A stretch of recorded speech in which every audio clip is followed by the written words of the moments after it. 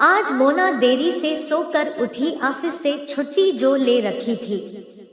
हल्की सी ठंड थी, इसलिए आज मोना बालकनी की धूप में बैठी थी।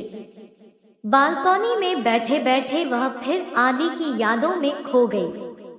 कैसे वह घंटों इसी बालकनी में आदि के कंधे पर सर रखे बातें करती रहती थी, और आदि उसे तो बस मेरे घुंघराले बाल मिल जाए, घंटों मेरे बालों में अपनी उंगलियां घुमाए, मुझे यह एहसास दिलाता रहता कि मैं हमेशा तुम्हारे साथ हूँ।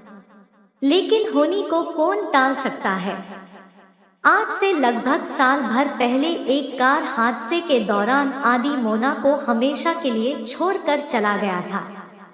अभी मोना की उम्र ही क्या थी। शादी के बाद मोना और आदि 2 साल भर ही साथ रहे होंगे कि यह हादसा हो गया।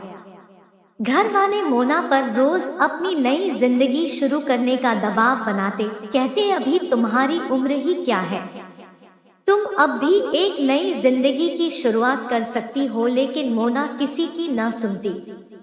औरों के लिए तो आज वैलेंटाइन डे था, लेकिन मोना के लिए कुछ नहीं।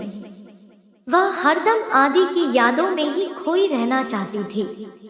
हालांकि पिछले कुछ महीनों से उसके साथ उसके ऑफिस में काम करने वाला राज उसमें दिलचस्पी ले रहा था, लेकिन मोना के कठोर रवैये के कारण आज तक मोना से कुछ कहने की हिम्मत नहीं जुटा पाया। लेकिन वह मोना की हर संभव मदद करता है। वह चाहे ऑफिस का काम हो या फिर बाजार का कुछ काम, आज तक उसने मोना की हर पल सहायता की है। और शायद इसीलिए मोना का स्वभाव भी अब राज के लिए बदलने लगा था। अब मोना ऑफिस जाते हुए अपने पहनावे पर भी ध्यान देने लगी थी। जाते जाते अब वह एक बार आईने में खुद को जरूर देख लेती। बस यही सोचते सोचते वह बालकनी की धूप में बैठी थी। ओफ, मैं भी क्या सोचने लगी। चलो आज वैलेंटाइन डे है, कहकर वह किचन में चली गई। आदि, मन तुम तन से मेरे साथ नहीं हो, पर मन से तुम आज भी मेरे साथ हो। तुम्हारी यादें आज भी मुझे जिंदा रखे हैं। देखो, आज मैंने तुम्हारी पसंद वाली पनीर की सब्जी और लच्छे परांठे बनाए हैं। आओ चलो हम भी वैलेंटाइन डे मानते हैं। तभी डोर बेल बजने से वह दरवाजा खोलती है। देखा तो सामने राज खड़ा था।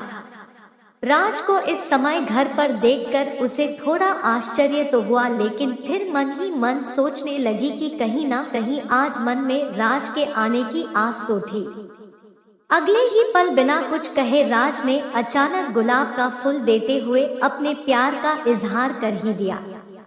मोना ने मुड़कर आदि की तस्वीर की ओर देखा, मानो आदि की तस्वीर ही इस पवित्र प्रेम को अपनी स्वीकृति दे रही हो, और मोना ने मुस्कुराते हुए फूल ले लिया।